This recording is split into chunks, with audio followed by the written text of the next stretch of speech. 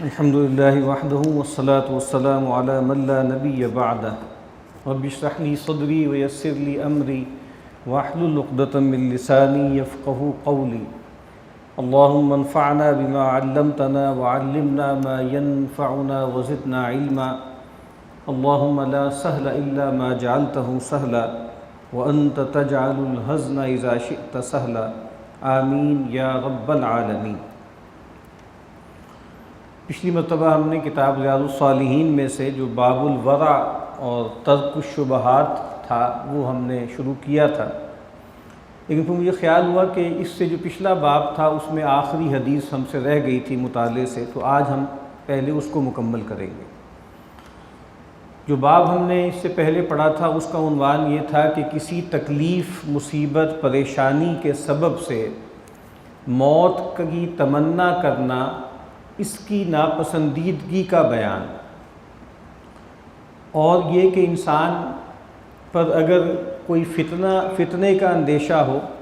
اور دین کے معاملے میں ایمان کے اعتبار سے انسان سمجھے کہ میں بہت مشکل میں پڑ جاؤں گا،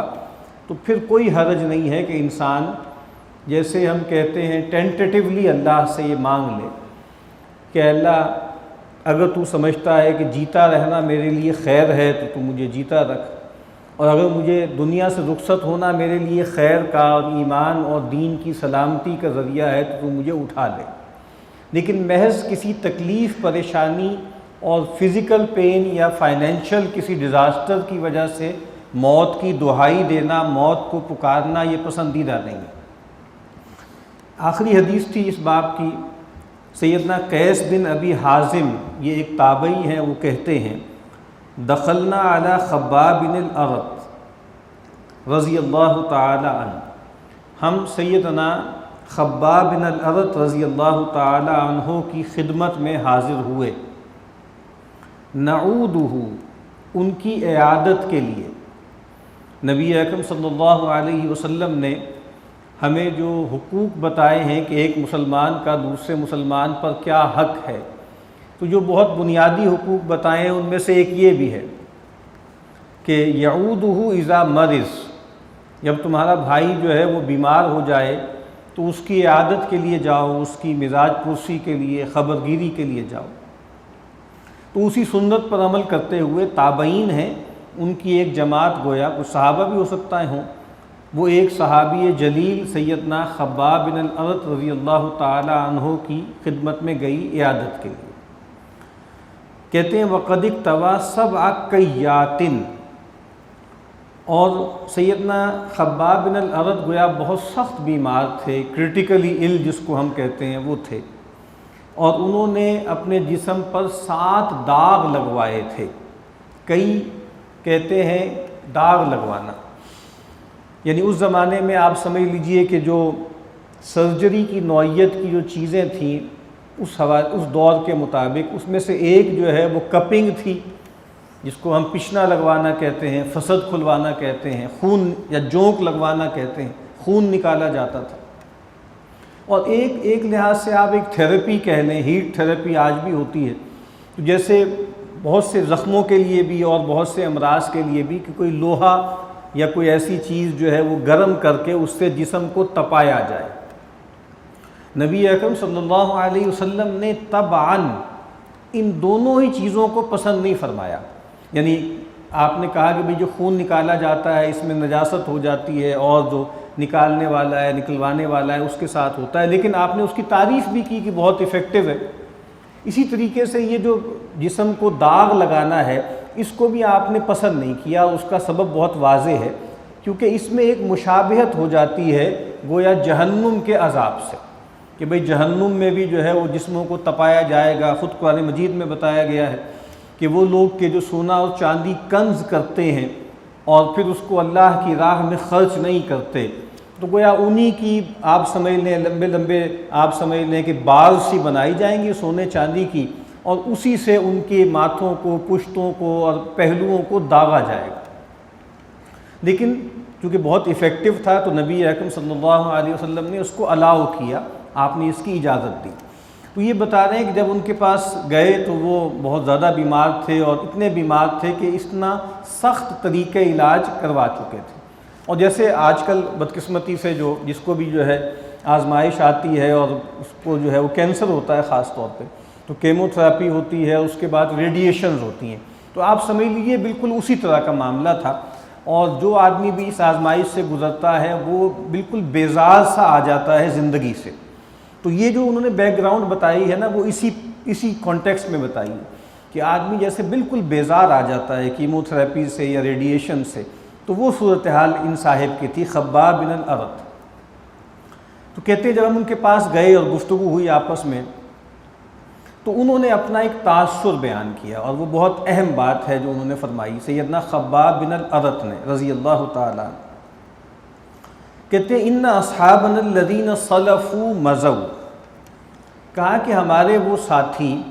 جو ہم سے پہلے تھے وہ چلے گئے، وہ رخصت ہو گئے، یعنی صحابہ کرام جو ہیں وہ ایک ایک کر کے چلے گئے، اور گویا ہم ابھی زندہ ہیں۔ وَلَمْ تَنْقُصْهُمُ الدُّنْيَا، اور دنیا نے ان کے ہاں کوئی کمی نہیں کی۔ یہ بہت اہم بات ہے۔ یہ سیدنا خباب بن الارت ان نوجوانوں میں سے تھے کہ جن کو بہت زیادہ پرسیکیوٹ کیا گیا۔ سیدنا بلال، سیدنا عمار، سیدنا مقداد بن الاسود اور سیدنا خباب بن الارت رضی اللہ تعالیٰ عنہ، یہ نوجوانوں میں سے تھے، غلاموں میں سے تھے یہ لوگ۔ تو ان کو بہت زیادہ فزیکلی پرسیکیوٹ کیا گیا، اور بہت زیادہ جیسے ہم کہتے ہیں پھٹے حالوں میں رہے۔ ان میں سے کئی ایسے تھے جو مدینہ آنے کے بعد ان کا چونکہ کوئی معاشی بندوبست نہیں ہو سکا تھا، تو کئی ایسے تھے کہ جو صفہ میں مقیم تھے اور وہیں پر پیغمبر صلی اللہ علیہ وسلم کے پاس تھے۔ تو یہ سیدنا خباب بن الارت بھی فقراء صحابہ میں سے تھے، اور بہت سخت تعذیب انہوں نے اٹھائی۔ اب وہ اپنا ایک شدت تاثر بیان کر رہے ہیں کہ دیکھیے ہمارے کچھ ساتھی مکے ہی میں چلے گئے، رخصت ہو گئے، کچھ تھے جو مدینہ آئے، مدینہ میں تھوڑا سی ایک سہولت ہو گئی، کم از کم فزیکل پرسیکیوشن وغیرہ ختم ہو گئی، لیکن بعد فائنینشیل حالات تو بہت آرام سے ٹھیک ہوئے تھے نا۔ نبی اکرم صلی اللہ علیہ وسلم نے ایک ارینجمنٹ کیا مواخات کا، ٹھیک ہے، ان کا ایک معاشی بندوبست کرنے کے لیے، لیکن پھر آزمائشیں آتی رہیں۔ آپ سمجھ لیں پہلے 6 سال تو بہت سختی کے تھے، بہت اسرت کے تھے، بہت تنگی کے تھے۔ حدیبیہ کے بعد آہستہ آہستہ پھر کچھ فتوحات، خیبر ہوئی ہے 7 ہجری میں، اس کے بعد اور پھر فتح مکہ اور پھر فتوحات ہوئیں، اور پھر بہت زیادہ مال آ گیا۔ وہ بتا رہے ہیں کہ ہمارے وہ لوگ جو مثال کے طور پہ فتح مکہ سے پہلے یا مکہ میں یا حدیبیہ سے پہلے یا خیبر سے پہلے جو ہے یا فارس اور روم کے فتح ہونے سے پہلے دنیا سے چلے گئے، تو وہ دنیا سے گئے آزمائشوں ہی میں رہے، اور دنیا نے ان کے اجر میں کوئی کمی نہیں کی۔ یہ ایک بہت اہم پرسپیکٹیو ہے۔ ان کو یہ لگ رہا ہے کہ، اور بہت سے صحابہ ایسے تھے ان کو یہ لگتا تھا کہ اب ہم بہت مزے کر رہے ہیں، بہت سہولت میں ہیں، بہت آرام میں ہیں، بہت کشائش میں ہیں۔ ان کو ڈر لگتا تھا کہ کہیں ایسا تو نہیں ہے کہ اللہ تعالیٰ نے ہمیں دنیا ہی میں دے دلا کے فارغ کر دیا۔ قرآن مجید کچھ لوگوں کے بارے میں کہتا ہے کہ اذہبتم طیباتکم فی حیاتکم الدنیا، یعنی وہ لوگ جو دنیا میں مترفین تھے اور جس کو ہم کہتے ہیں فلدی رچ تھے، بہت انہوں نے عیاشیاں کی اور اللہ کو بھلائے رکھا اور غافل رہے، حرام حلال کی کوئی قید نہیں رکھی، ان سے کہا جائے گا کہ بھائی تم سارے مزے کر چکے دنیا کی زندگی میں، تم نے آخرت کا نہ کوئی اہتمام رکھا، نہ آخرت کی طرف تمہاری کوئی توجہ تھی۔ تو ان کو بھی جیسے ایک دھڑکا سا لگا ہوا ہے کہ کہتے ہیں کہ وہ چلے گئے اور انہوں نے دنیا میں کوئی پھل نہیں پایا اپنی محنت کا، آزمائشوں ہی میں چلے گئے۔ اور کہتے ہیں ہمارا معاملہ کیا ہو گیا، وَإِنَّا أَصَبْنَا مَا لَا نَجِدُ لَهُ مَوْضِعًا إِلَّا التُّرَابِ، اور ہماری صورتحال اب یہ ہو گئی ہے کہ ہمارے پاس اب اتنا مال آ گیا ہے کہ ہمیں کوئی جگہ نہیں مل رہی اس کو دھرنے کی، اس کو رکھنے کی، سوائے مٹی کے۔ اور یہ کیا ہے، یہ مٹی سے کیا مراد ہے؟ 2 مطلب لیے گئے ہیں۔ ایک مطلب یہ ہے کہ جب انسان کے پاس پرانے زمانے میں مال زیادہ ہوتا تھا، سونا چاندی یا کوئی ایسی چیزیں، تو اس کو جو ہے وہ کسی مٹکے میں ڈال کر یا کسی چیز میں ڈال کے مٹی میں دبایا جاتا تھا، سیفٹی کے لیے بھی، سیکیورٹی کے لیے بھی۔ تو کہا کہ اب تو ہمیں گویا سیف بنوانے پڑ رہے ہیں، اب ہمارے پاس اتنا پیسہ آ گیا ہے کہ اس کو رکھنا ہمیں پڑ رہا۔ اور کہتے ہیں ولولا ان، ایک مطلب تو یہ ہے، دوسرا مطلب کیا ہے کہ ہم اب اس سے بڑی عالی شان عمارتیں بنانے لگ گئے ہیں، یعنی ہم جو ہے وہ مٹی اور گارے سے بڑی بڑی عمارتیں بنانے لگ گئے ہیں، بہت عالی شان عمارتیں بنانے لگ گئے ہیں۔ اور کہتے ہیں ولولا ان النبی صلی اللہ علیہ وسلم نہانا ان ندعو بالموت لدعوت بہ، اور کہا کہ اگر نبی اکرم صلی اللہ علیہ وسلم نے ہمیں منع نہ کیا ہوتا موت کو پکارنے سے، موت کی دعا کرنے سے، تو میں یا ہم اس موت کو پکارتے۔ یعنی یہی مضمون ہے جو ترجمۃ الباب ہے کہ بھئی موت کی تمنا کرنا پسندیدہ نہیں ہے۔ کہا کہ اگر اللہ کے نبی صلی اللہ علیہ وسلم نے ہمیں منع نہ کیا ہوتا کہ ہم موت کی جو ہے وہ تمنا کریں تو ہم موت کی تمنا کرتے۔ تو ایک تو یہ ان کا شدت تعصب ہے جو یہاں بیان ہوا۔ پھر کہتے ہیں قیس بن ابی حازم ثم اتیناہ مرۃ اخری وہو یبنی حائطا لہ، پھر ایک اور موقع پر ہم ان کی خدمت میں حاضر ہوئے تو وہ کوئی دیوار سی بنا رہے تھے اپنی گھر کی۔ فقال، تو ہمیں دیکھ کر یہ کہنے لگے ان المسلم لیؤجر فی کل شیء ینفقہ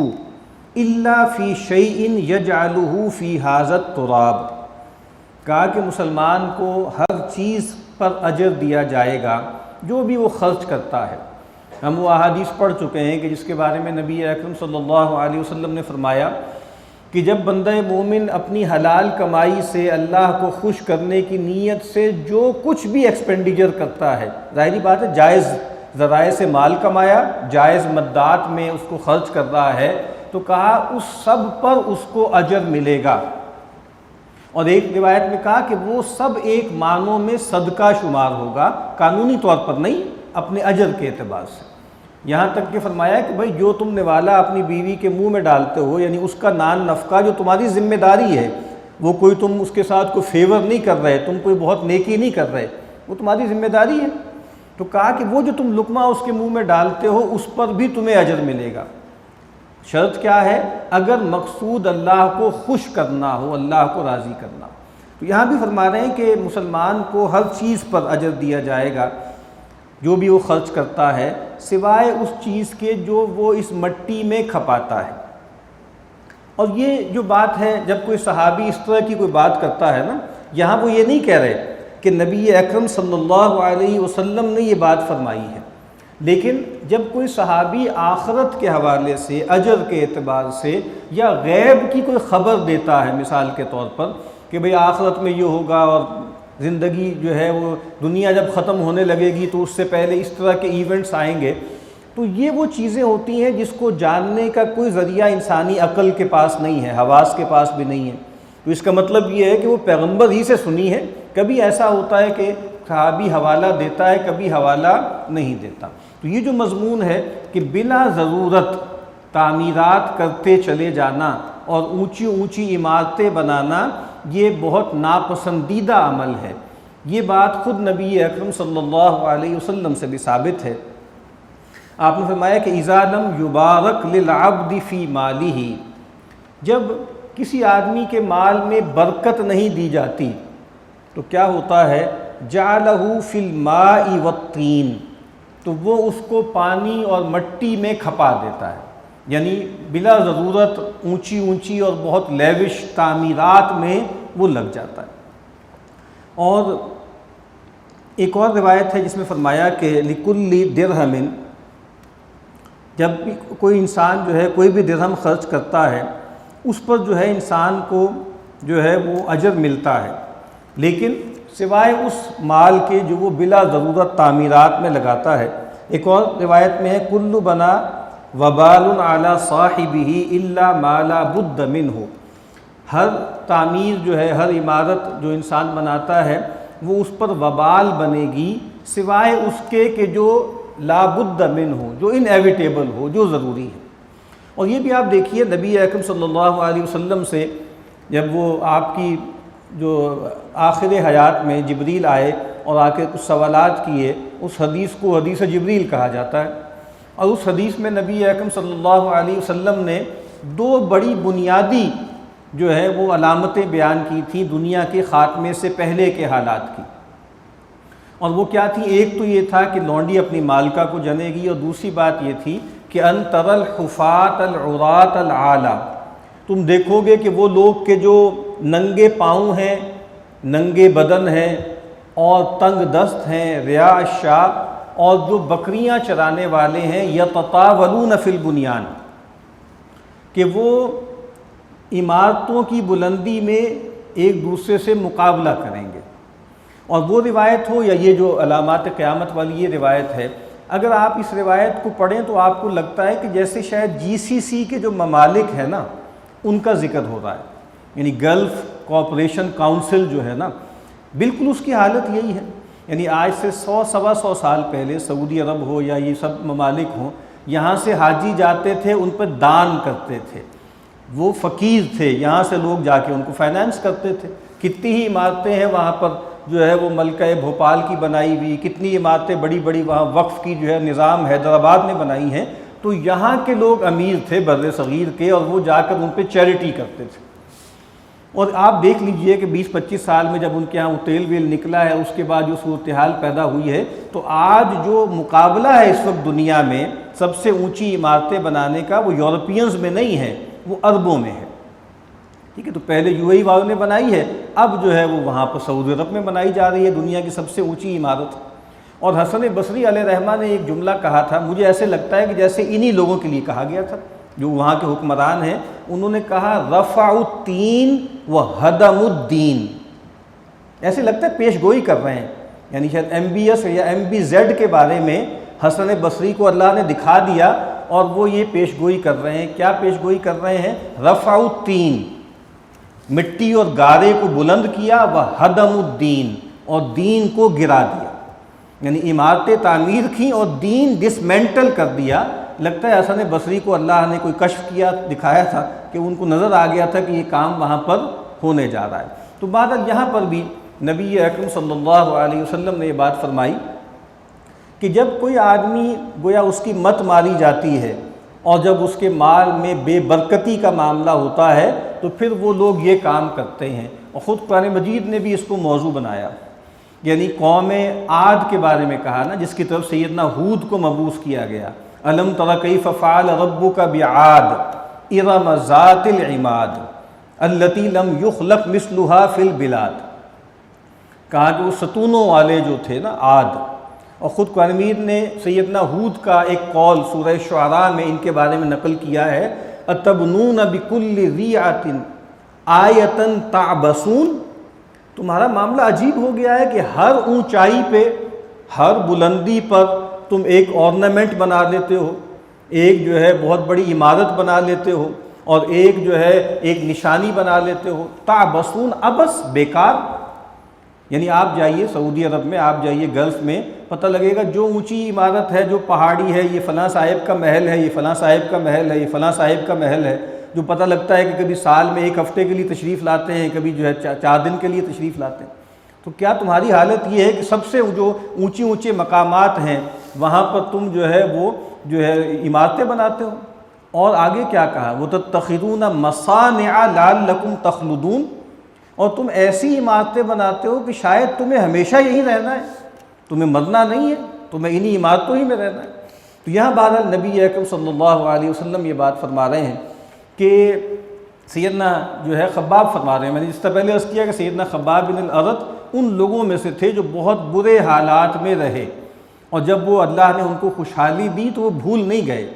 کہ بھئی ہم تو پشتینی نواب ہیں، ہم پہ تو کوئی تکلیف آئی نہیں، ہم پر تو کوئی مصیبت آئی ہی نہیں ہے۔ تو بہرحال یہ جو باب ہم نے پڑھا ہے، اس میں یہ بات بیان کی گئی ہے کہ کسی تکلیف اور ضرر کی بنیاد پر موت کی تمنا سے اللہ کے نبی نے منع کیا ہے۔ ہاں، اگر کوئی دین ایمان پر آزمائش آنے والی ہو تو اس کے لیے اجازت ہے کہ موت کی تمنا کی جا سکتی ہے، وہ بھی اسی طرح جس طرح اللہ کے نبی دعا کیا کرتے تھے، اذا اردت بعبادک سوءا یا فتنۃ،